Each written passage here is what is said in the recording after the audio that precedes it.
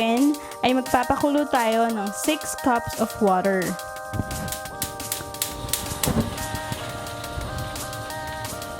At habang pinakukuluan natin yan, ilalagay natin yung ating pandan leaves.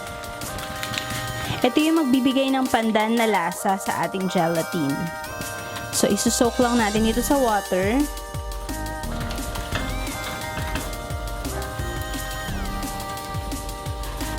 Then, tatakpan natin. At hayaan natin itong kumulo for about 5 to 10 minutes. Ngayon, kumukulo na siyang maigi. So, pwede na natin patayin yung apoy. At tatanggalin na natin itong ating pandan leaves.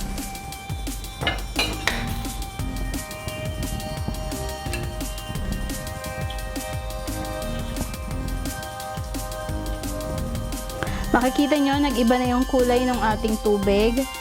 Ngayon, ilalagay na natin yung ating gelatin powder.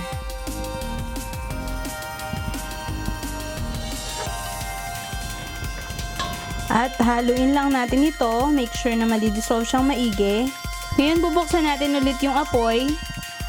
At patuloy natin itong papakuluan for another 2 minutes. Ngayon, luto na yung ating gelatin. Kailangan na natin itong i-transfer sa magiging molder niya. So, ilalagay natin ito dito.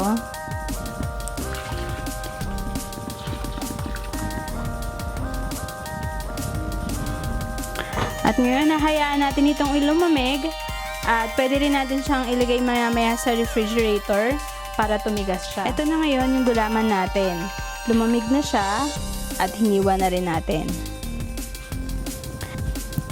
Ngayon, imimix na natin yung ating buko pandan. Ilalagay natin itong all-purpose cream into a bowl, sa isang bowl.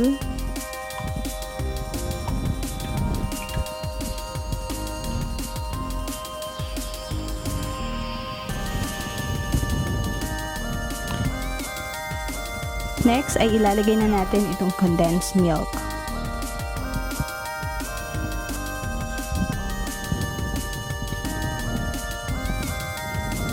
Hahaluin lang natin ito para ma-mix siyang maigi.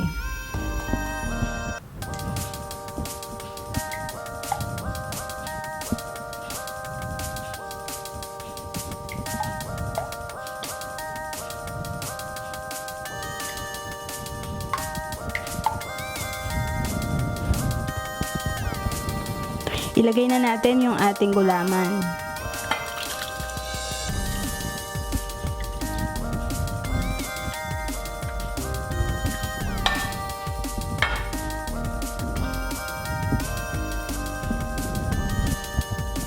And lastly, ilalagay na natin itong buko.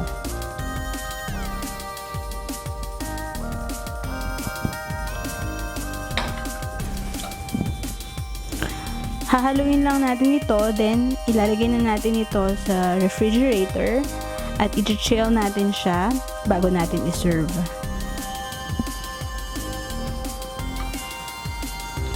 Ito na ang ating buko pandan. Thank you for watching. Please don't forget to share and subscribe for more upcoming Pinoy recipes. See you next time. Bye!